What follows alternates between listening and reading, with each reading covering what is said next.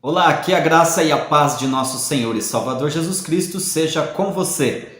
Aqui vamos nós para mais uma aula da EBD. Agora chegamos na lição de número 9. Essa lição que é para o dia 28 de agosto de 2022. E tem como título A Sutileza do Movimento dos Desigrejados. É o título dessa aula que vamos estudar no dia 28 de agosto de 2022. Nós estamos estudando neste trimestre, só para lembrar, né? Nós estamos no terceiro trimestre de 2022 e estamos estudando sobre os ataques contra a Igreja de Cristo. Esse é o tema geral, né? Os ataques contra a Igreja de Cristo, as sutilezas de Satanás nesses dias que antecedem a volta de nosso Senhor e Salvador Jesus Cristo. Eu faço uso das lições da CPAD, Casa Publicadora das Assembleias de Deus no Brasil. Maravilha! Então, todas as aulas nós estamos estudando aí sobre as sutilezas, né, de Satanás contra a Igreja de Jesus. As sutilezas de Satanás nesses dias que antecedem a volta de Jesus. Já aprendemos o que é sutileza, né? Sutileza é aquelas ações até que imperceptível, né? Quase que não dá para perceber. É muito dócil, né? Mas ela existe de uma forma assim, vamos dizer assim, perspicaz, né? Que são ações contra a igreja. E agora nós estamos aí a sutileza do movimento dos desigrejados, um assunto sensacional, né? Até que relativamente novo este assunto, né? Na aula passada nós falamos da sutileza do enfraquecimento da identidade pentecostal, mas nesta aula a sutileza do movimento dos desigrejados. Sutileza. Nosso textuário está em Hebreus, capítulo de número 10 e versículo 25, que diz o seguinte: não deixando a nossa congregação, como é o costume de alguns, antes admoestando-nos uns aos outros, e tanto mais quando vedes que se vai aproximando aquele grande dia ou aquele dia.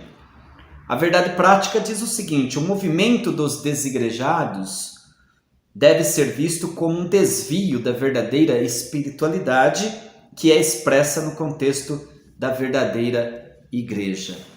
Então esse assunto, como eu disse, é um assunto relativamente novo, né? Não é tão antigo, eu diria assim, mas que está crescendo muito.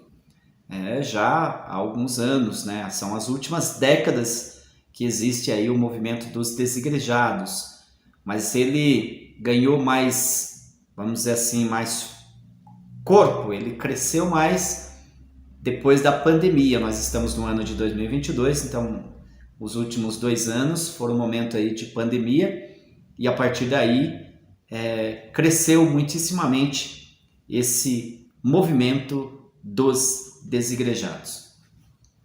A leitura bíblica em classe, para nós nos basearmos os nossos assuntos aqui, está em Hebreus, capítulo de número 10, do versículo 19 ao 25, que eu não vou ler aqui, mas você pode ler aí na sua casa, pegar a sua Bíblia, né? Na qualidade de professor da Escola Bíblica Dominical, é importante, né, ler todo esse contexto. Mas nós vamos analisar inicialmente, como sempre eu faço, o texto maior, que é o texto-chave, para a gente pensar, né, sobre o tema geral desta aula, a sutileza do movimento dos desigrejados.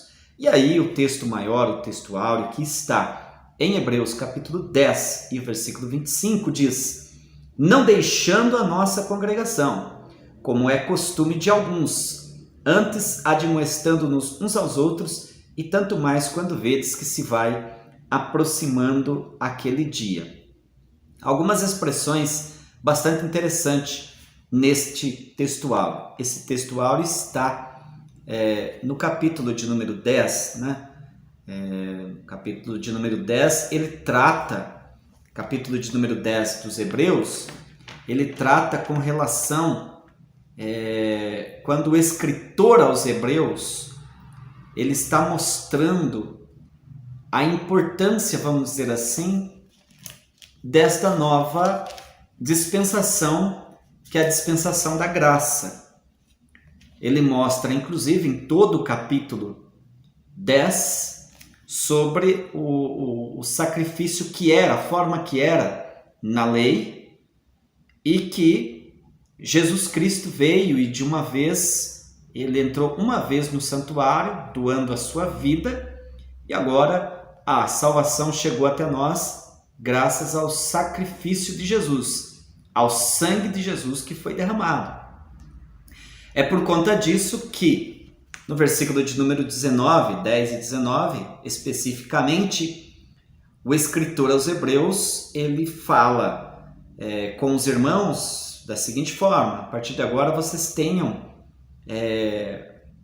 ousadia para entrar no santuário dos santos, né? Pelo sangue de Jesus, pelo novo e vivo caminho. Vamos chegar na presença de Deus para cultuar, para adorar, para servi-lo, com um verdadeiro coração em inteireza e certeza de fé, com credibilidade, com segurança, porque a nossa vida agora é uma nova vida em Cristo. E retenhamos firmes a palavra, né? Retenhamos firmes a nossa confissão, ou a confissão da nossa esperança. Porque fiel é o que prometeu, ou seja, não se abale, mas fique firme. Mais ou menos essa é a ideia, né? E aí ele diz no versículo 24, consideremos-nos uns aos outros para estimularmos o amor de Deus. Então, eis aí a importância de congregar, de estar junto, de fazer parte da igreja. O escritor aos Hebreus, que nós não sabemos quem é, alguns dizem que é Paulo, outros dizem que é Apolo, outros dizem que é Barnabé, e por aí vai. Lógico que eu não vou me ater a comentar sobre isso, mas o que interessa aqui para nós é que esse escritor, ele escreveu aos judeus, hebreus judeus, crentes em Cristo, aquela comunidade de crente, de servo de Deus, mas que já se converteram ao cristianismo, que já tinham entregado as suas vidas ao Senhor Jesus. Como nós estamos, analisando o texto, a igreja estava vivendo no primeiro século, ou seja, era uma comunidade nova, a igreja ainda estava nova, vamos dizer assim. Então havia um temor, principalmente da parte aí do escritor, que ele está sendo usado por Deus para admoestar aos irmãos. Então há um temor de que de repente poderia até acontecer de que alguns irmãos deixassem de se congregar, deixassem de servir a Jesus para voltar ao cristianismo. Aliás, ao judaísmo, essa que é a ideia.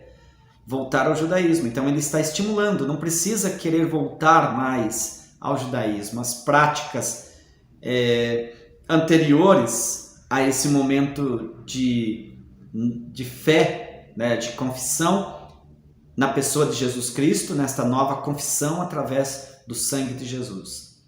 Fiquem firmes, cheguem na presença do Senhor com inteireza de coração, porque Ele nos resgatou, embora possamos, eu estou falando aqui parafraseando as palavras do escritor aos Hebreus, embora estejamos vivendo debaixo de ameaças, de perseguições, mas vamos ficar firmes, porque fiel é o que prometeu, é o que diz o versículo de número 23. Mas aí ele frisa o texto áureo, versículo 25, não deixando a nossa congregação, como é o costume de alguns. Então, dá a entender aqui que já tinha muitos que tinham voltado atrás, que deixaram de se congregar. Mas ele está dizendo, não deixando a nossa congregação.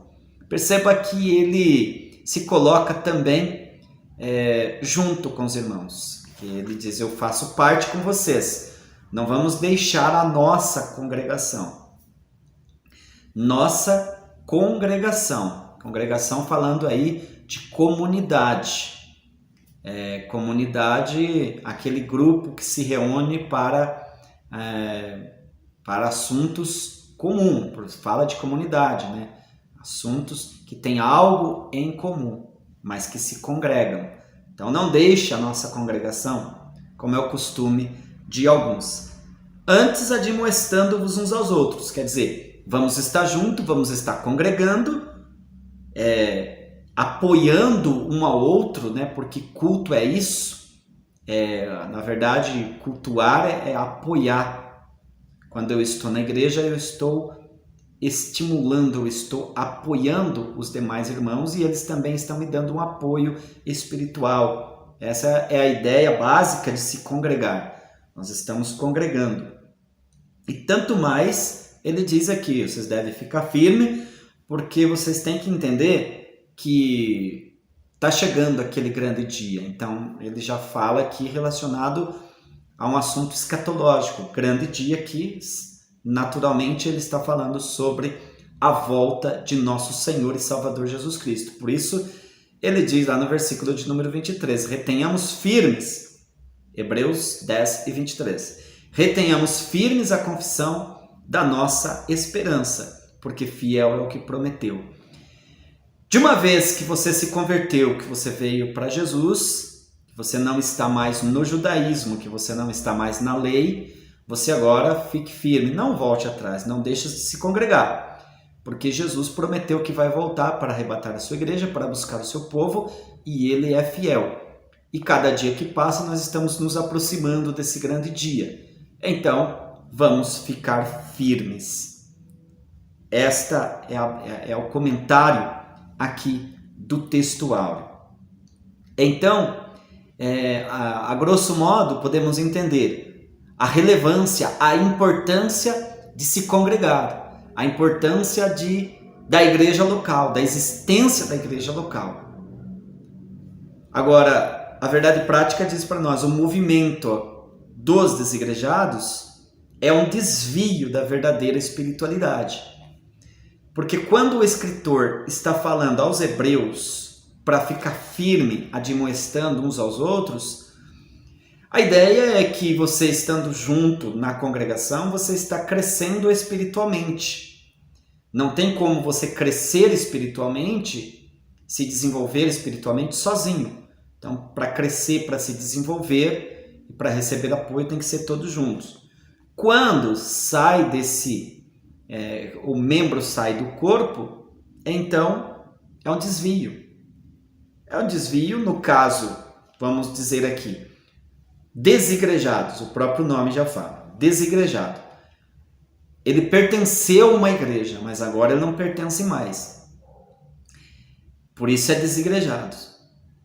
E ele está desviado da verdadeira espiritualidade, consequentemente está desviado da verdadeira igreja do Senhor, que é o corpo de Cristo. Então é um assunto sério.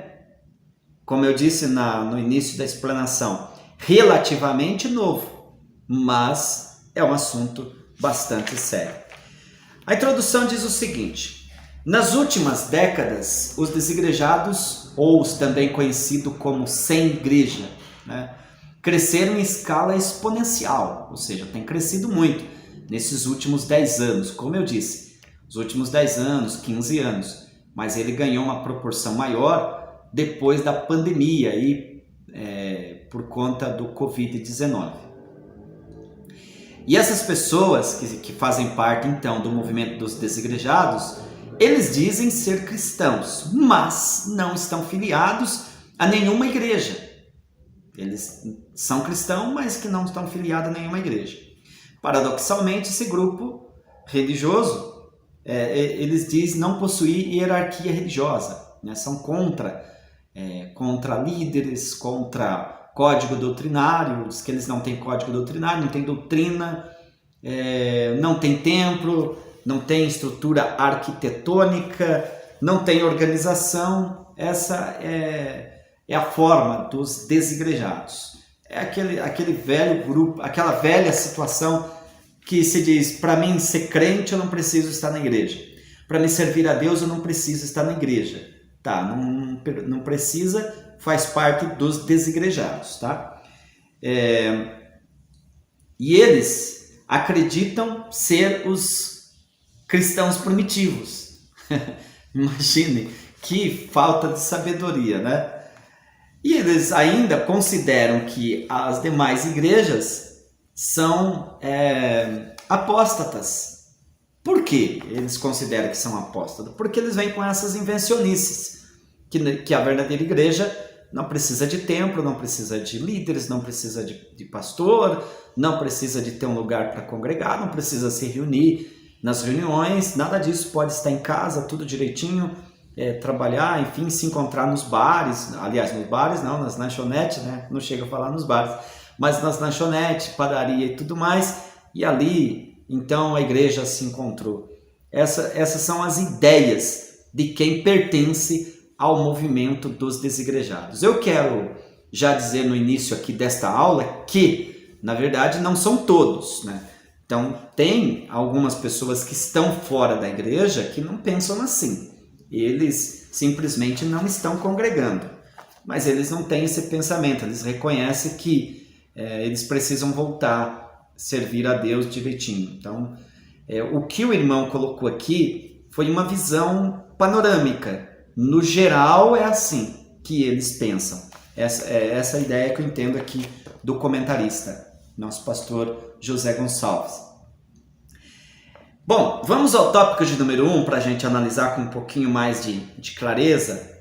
Vamos entender um pouco sobre como pensam então os desigrejados. No tópico de número 1 aqui da lição, lembrando que o título da nossa lição é A Sutileza do Movimento dos Desigrejados.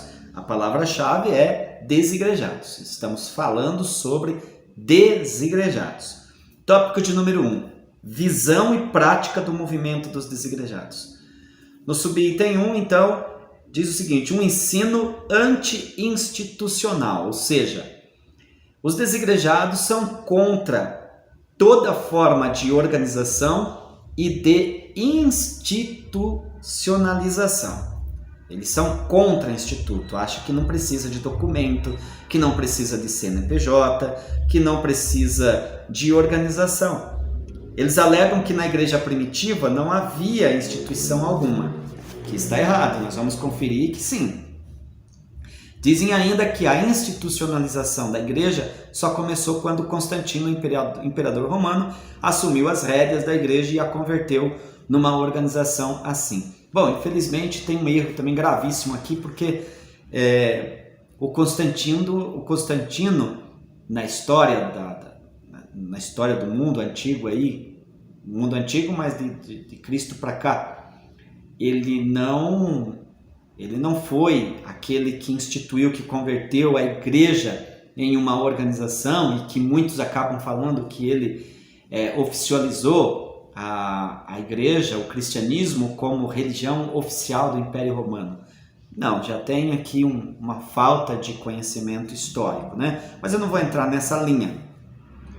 Mas eles dizem assim, muitos falam que foi o Constantino e tal, e aí a partir do Constantino é que a igreja então tem um código doutrinário, tem um código de organização. A ideia é essa. Mas eles dizem que não estão submissos sobre regras, sermões. Eles não querem estar debaixo de regras, de sermões, de pregações, de, como eu disse, código doutrinário. Nada disso para eles é interessante, de uma vez que alega essa situação, dizendo que a igreja primitiva não começou assim, mas foi depois de um dado momento que alguém a instituiu dessa forma.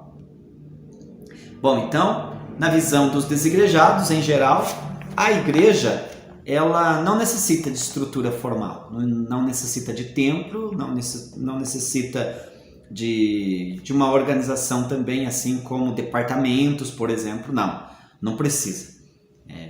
Diz que se encontrar numa lanchonete, numa padaria, numa esquina, tomar um café, trocar uma ideia ali, os dois são crente e aí ali está a igreja. Bom, é bom que se diga que de fato a igreja não é só dentro do templo. Então, fora do templo, fora das quatro paredes, a igreja continua existindo. Mas a utilização de templo para congregar não está fora, não existe nenhuma negação com relação a esse tipo de situação. Quando eles alegam que a igreja primitiva não tinha, de fato não tinha templos, embora parece que a igreja ela fazia uso do templo para se congregar. Sim, Pedro e João, né, em Atos capítulo 3, estavam indo para o templo para a oração, na hora nona, lembra disso aí? Então, não tem, sempre eles se reuniam. Se reuniam em casas, mas também se reuniam nos templos. Agora, não tinha construções, não estava em alta essa ideia de construção por dois motivos. Primeiro, que a igreja era nova, né? E segundo, que ela estava debaixo de perseguição. Então, é dentro dessa linha, dentro desse contexto, que a igreja não tinha templos e tal. Então, a igreja se reunir, por exemplo, em casa, aquelas reuniões de família em casa, era justificável. Então, contudo, não há uma proibição de templos na Bíblia, você não encontra isso. Ou casas de oração, se você quiser construir uma casa de oração para que os irmãos estejam ali se congregando junto, isso não existe uma proibição bíblica, né? De uma vez que o propósito do templo ou da casa de oração é o quê? Congregar o povo, onde as pessoas se reúnem para, como eu disse, um dar apoio ao outro e louvar ao Senhor, servir a Deus, adorar ao Senhor. Então, não existe nada de mal nisso. Então, já está equivocada esse posicionamento dos desigrejados. Eles defenderam essa ideia do anti-institucional, ser contra toda forma de institucionalização ou organização. No subitem 2, ainda do tópico de número 1, fala o ensino anticlerical. Bom, já eles são contra a instituição, são contra a organização, porque diz que não tem necessidade, e automaticamente eles são contra o clero. O que é o clero? Pastores, líderes, apóstolos, aqueles que poderiam estar na frente do trabalho. Na igreja primitiva tinha, mas eles dizem que não. Então, se por um lado os desigrejados são contra toda forma de institucionalização da igreja, por outro são contra também todo e qualquer sistema de governo da igreja. Eles não querem ser liderados, né? Essa que é a verdade. Significa que os sem igreja são contra presbíteros, são contra diáconos, são contra líderes, são contra pastores e por aí vai, né? Eles acreditam que a igreja primitiva diz que não tinha esse tipo de organização. Falta de Bíblia, falta de leitura da palavra de Deus. Porque se você vê, já logo no capítulo de número 1 de Atos, você vai perceber ali que os irmãos se reuniram para eleger mais uma pessoa para colocar no lugar de Judas, que foi o traidor e consequentemente se suicidou e não fazia mais parte do colégio apostólico. Em Atos capítulo de número 6, a gente vê a instituição dos primeiros diáconos, porque os apóstolos se preocuparam em ficar mais com a palavra de Deus. Então, realmente com muito, eu nem diria respeito, né, aos desigrejados, mas na verdade precisa de ler a palavra de Deus. Eles então acreditam que agindo assim, eles viver sem instituição, sem organização e sem estar debaixo de liderança nenhuma, eles acreditam que estão vivendo de acordo com o modelo da igreja primitiva. Viver sem pastor, viver sem regra, viver sem ensinamento, viver sem liderança, sem nada, é isso que eles imaginam ser o correto. Mas a palavra de Deus diz aos Hebreus, no capítulo de número 13 e no versículo de número 17, diz assim, olha: obedecei a vossos pastores e sujeitai-vos a eles, porque velam por vossas almas como aqueles que hão de dar contas delas, para que o façam com alegria e não gemendo, porque isso não vos seria útil. Tá vendo? Então a palavra de Deus fala que tem que obedecer os pastores.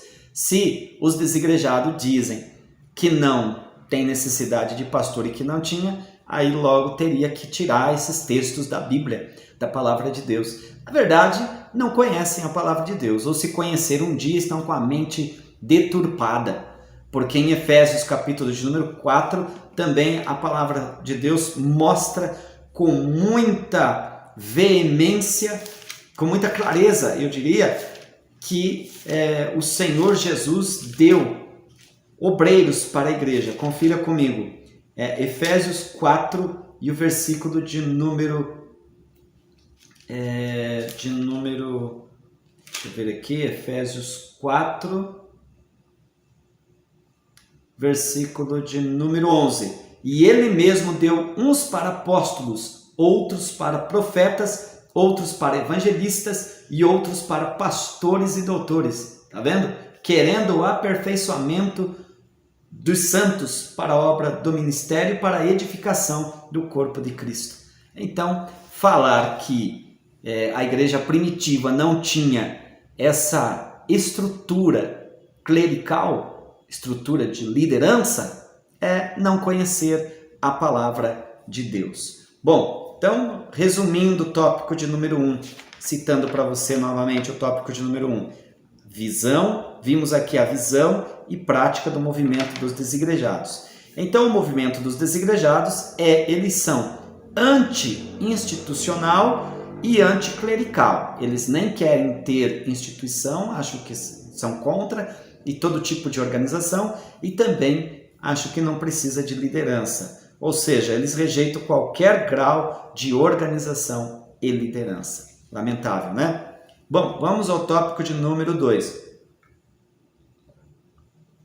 A natureza da igreja neotestamentária. Então, o que a gente vai ver aqui é como que de fato era a igreja.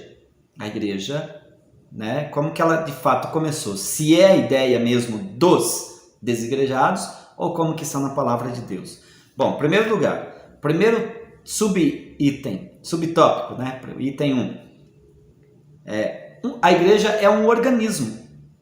A igreja é um organismo. E lá no subtópico 2 fala que a igreja é uma organização. Biblicamente falando isso daqui. Biblicamente falando, a igreja é um organismo e a igreja é uma organização. Então, sobre a natureza da igreja neotestamentária, devemos observar primeiramente que ela é um organismo. Organismo fala de corpo, organismo fala de vida, né? Ela é um organismo vivo, corpo de Cristo. Nesse sentido, a igreja é o corpo de Cristo, como está lá em Efésios. Aliás, 1 Coríntios 12, versículo 27. E também a gente vai ter Efésios, né, capítulo de número 5. Ali vai aparecer a igreja como corpo de Cristo. Se é corpo, é um organismo, tá certo? Então, como que as pessoas são membros, né? Todo aquele que aceita Jesus como Salvador, entrega sua vida a Cristo, passa a ser um membro do corpo de Cristo, membro da igreja. Agora, desigrejado significa fora do corpo. Fora do corpo não tem vida. É mesmo que você arrancasse um dedo, por exemplo, né? Você arranca um membro do corpo, automaticamente vai morrer, porque está desligado do corpo. Então a igreja é um organismo vivo, ela é um corpo, é o corpo de Cristo. A igreja é formada por todas as pessoas convertidas a Cristo. Como eu disse, aceita Jesus, entrega sua vida a Cristo, passa a pertencer à igreja. Sozinho é difícil de fazer essa leitura. Só uma pessoa, eu sou igreja. Mas dá para dizer ser igreja de uma vez que está em harmonia ou está em comunhão com os demais membros do corpo de Cristo. Sozinho, não, né? Não faz parte da igreja. Vamos lá, vamos seguindo aqui. Não há acepção de pessoas nesse corpo. corpo igreja. A pessoa pode ser pessoas brancas, negras, pessoas bonita, feia, poder aquisitivo, pessoas que têm mais dinheiro, pessoas que não têm, ou seja, rica, pobre, não tem essa. Pessoas que têm aí um grau de intelectual elevado, outros menos. A questão é, aceitou Jesus como Salvador, entregou sua vida a Jesus, faz parte do corpo de Cristo. Deus olha assim, não existe acepção de pessoas. Então a igreja como organismo vivo e espiritual, a igreja existe a parte de estatutos. Nesse caso, como organismo, sim, não precisa de CNPJ, não precisa de documentação, porque espiritualmente o Senhor está olhando a igreja como organismo. Sim, de fato, não tem necessidade de documentação, não tem necessidade de templo, não, nada disso, porque ela é um organismo. Porém, devemos analisar alguns detalhes. A igreja, ela existe, por exemplo, fora das estruturas arquitetônicas. Exato. Contudo, possuir essa estrutura física, que no caso, estrutura física aqui, o irmão está colocando, de fato, estatutos, documentos e construções de templos para se reunir. Para que os irmãos se reúnam. Não é pecado, tá? Não é pecado, não tem nada de desvio, como pensam os desigrejados, tá? Então, a repulsa dos sem igreja, dos desigrejados, pela estrutura arquitetônica e também por qualquer forma de institucionalização, se dá mais por razões de insubmissão do que zelo pelo evangelho. Essa é a verdade. Então, os desigrejados alegam essa questão de que não querem pertencer à instituição, enfim. Na verdade, é porque eles não aprenderam a ser submisso a ninguém. Eles querem viver desordenado, desorganizado e, consequentemente, fora do corpo. Tá cedo para mim falar, mas eu devo falar. Sem salvação, sem Deus. Enganado, que é a sutileza do diabo. O diabo está aí fomentando na mente das pessoas. Não precisa mais ir na igreja, não precisa mais de pastor, porque tem falha na igreja, porque o pastor Bertano falhou, porque teve um escândalo tal. Bom, pode ter sim, porque durante todos os tempos, em todas as classes aonde o povo de Deus esteve presente, no meio do povo de Deus sempre teve falhas. Essa é a verdade, porque nós somos seres humanos, mas isso não dá direito da pessoa dizer que vai ficar desligado para ser o melhor de todos, né? Bom, então já vimos aqui que a igreja, de fato, ela é um organismo, ou seja, ela é um corpo, e ela também é uma organização. Então os desigrejados alegam pertencer à igreja puramente orgânica, ou seja, que não tem essa organização no sentido que nós vivemos, como ter o templo, ter os estatutos e ter a liderança. Mas eles dizem que pelo fato deles não viverem debaixo dessas leis, eles sim são orgânicos. Biblicamente, não existe organismo sem organização. Como que você vai pertencer a um corpo sem ser organizado? Função sem forma e igreja sem um mínimo de institucionalização. Difícil, né? Difícil, não tem como. O corpo humano, você pegar o exemplo do corpo humano, que é um organismo vivo, ele é organizado. O corpo humano é um organismo vivo, mas ele é organizado. A igreja também, ela é um corpo e ela possui sim uma organização. Agora, a igreja primitiva, ela tinha um sistema de governo. Então, para quem fala ao contrário disso, é falta de leitura da palavra de Deus. Como eu já citei, os textos bíblicos aparecem aqui novamente. Efésios 4:11, Atos capítulo de número 6, né? esse era o sistema de governo da igreja primitiva. Como que agora vem essa sutileza? Ah, não preciso mais de me congregar. Agora eu posso ser crente online, ou crente em casa, fazer as minhas orações em casa. Durante a pandemia foi um desafio para todos os pastores, inclusive eu também, pela misericórdia de Deus, sou pastor. Não é fácil. Há uma pesquisa que mostra que 30% dos crentes não retornaram mais para a igreja.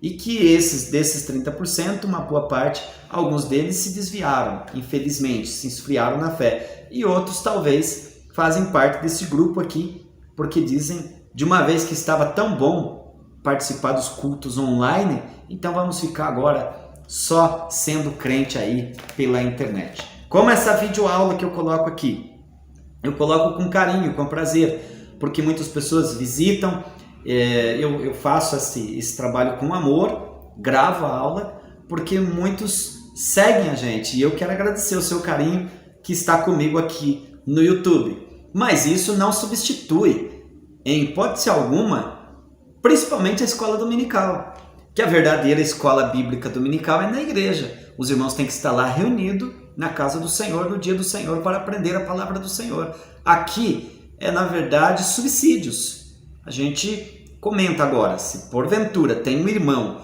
que está impossibilitado de ir para a igreja, enfim, pode acompanhar as aulas aqui pelo YouTube. Tem as minhas e tem de outros irmãos, aulas muito boas, por sinal.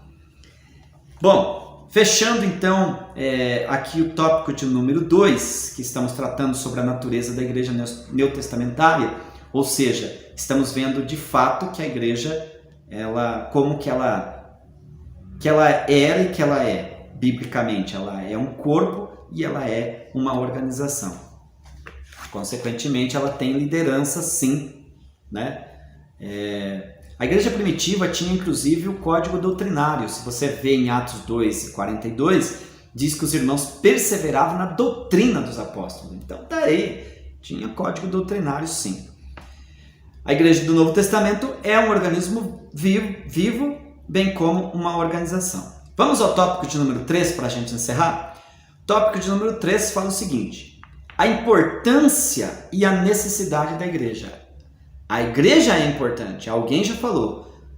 A gente precisa da igreja para nascer, precisa da igreja para se desenvolver, precisa da igreja para receber orientações para a vida, precisa da igreja para morrer.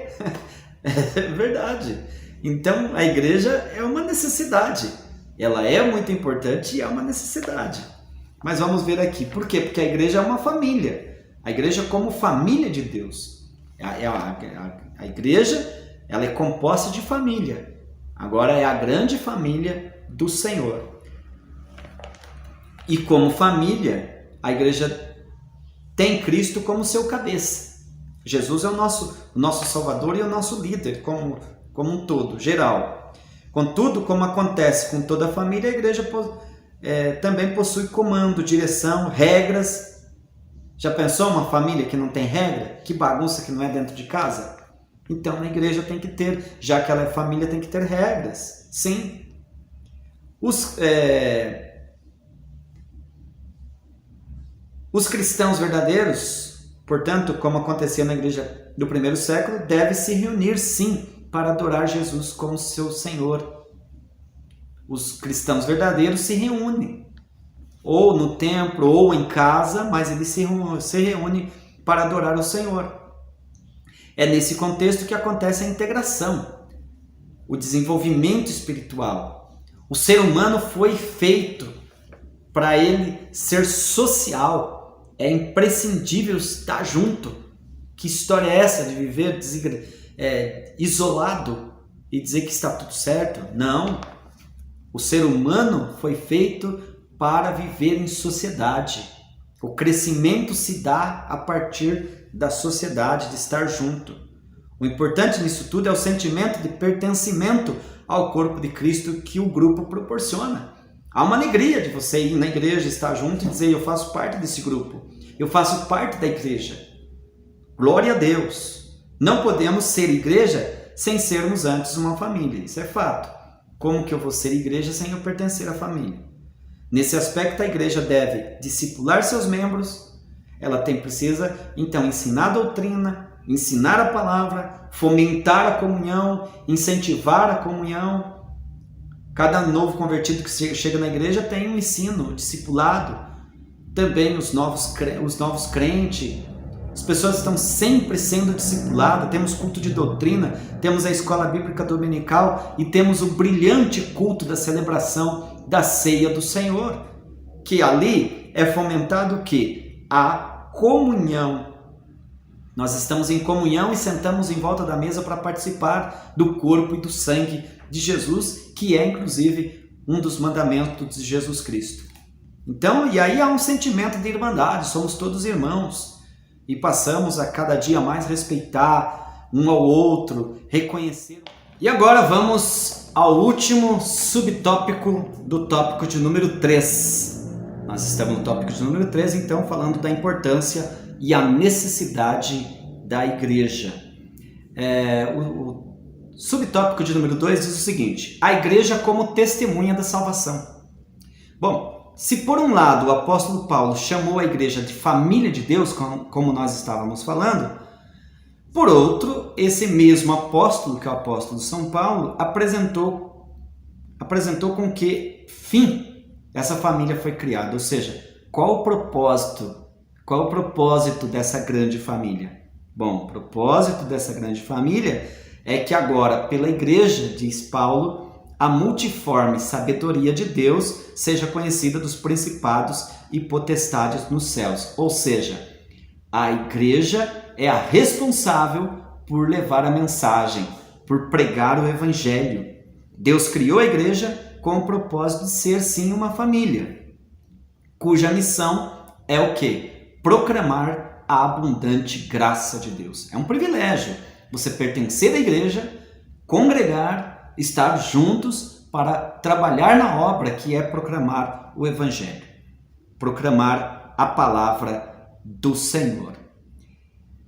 De fato, o apóstolo Pedro também falou sobre isso. Ele disse que a missão da igreja é proclamar as virtudes daquele que nos chamou das trevas para a sua maravilhosa luz, que está lá em 1 de Pedro, capítulo 2, e versículo de número 9. Bem, então, a razão da igreja existir, além do fato de promover a adoração, os irmãos congregarem, estarem juntos, ter aquele companheirismo, né, como nós falamos no subtópico anterior, a questão da integração, né? Também a missão de pregar a salvação, de levar a mensagem para mais pessoas. Portanto, a igreja pode sim existir em um templo, mas desde que ela também cumpra a sua missão. Se ela cumprir a sua missão de levar a mensagem, tranquilo. Até que a verdade, a igreja só se completa fora do templo, né? Então, ter o templo não é pecado, é necessário, é importante, é necessário ter o templo, é necessário a igreja se reunir de maneira institucional e também organizacional para adoração. Mas ela se completa fora das quatro paredes, porque ela vai pregar o evangelho, levar o evangelho avante. Não há igreja que seja bíblica e exista somente dentro de quatro paredes, essa que é a verdade. Mas dizer que a igreja não pode ter templo, isso aí é conversa de pessoas que não conhecem a palavra de Deus. Resumindo então, o tópico de número 3, a igreja é a família de Deus e ela ao mesmo tempo testemunha da salvação em Cristo. A igreja é a família de Deus, é como família, por isso não dá para ficar fora da igreja. E ela automaticamente testemunha do Senhor Jesus. Considerações finais desta aula. Vimos então que os desigrejados pensam e agem como eles pensam e agem com relação à igreja. E eles acreditam ser possível, os desigrejados acreditam ser possível ser igreja fora da igreja. Parece até um paradoxo, né? Eles acreditam ser possível ser igreja estando fora da igreja. Isso, na verdade, é um mito. Há um mito de que uma verdadeira igreja não possui organização. Dizer que a igreja não tem organização, isso é um mito, é uma falsa, é uma conversa. Nós vimos aqui com detalhes, né? De acordo aí com o Novo Testamento, a igreja possui sim liderança estabelecida, organização, estrutura organizacional estabelecida e com o objetivo de honrar e glorificar o homem, mas, aliás, o objetivo não é honrar, como eles dizem, honrar, glorificar o homem, fazer com que o homem apareça e tal. Não, mas a igreja existe com o propósito de adorar ao Senhor. Esses homens e mulheres se reúnem com o propósito de exaltar e engrandecer o nome de Jesus Cristo e se completa na questão de levar o Evangelho. Se você ficou comigo até este final de aula, quero agradecer o seu carinho mais uma vez. Você está percebendo que o meu olho está um pouquinho pequeno aí, mas não é sono não, viu? É porque, na verdade, eu estou sem o óculos e eu estou percebendo também. Mas eu quero agradecer o seu carinho que esteve comigo até esse presente momento. Muito obrigado. E se você quiser estudar comigo e mora na região de Cabreúva, São Paulo, eu dou aula na Rua França 615, Cabreúva, bairro Vilarejo, Cabreúva, São Paulo, todos os domingos às 8h30 da manhã. Muito obrigado pelo seu carinho, um forte abraço e até o próximo vídeo, a próxima aula. A paz do Senhor.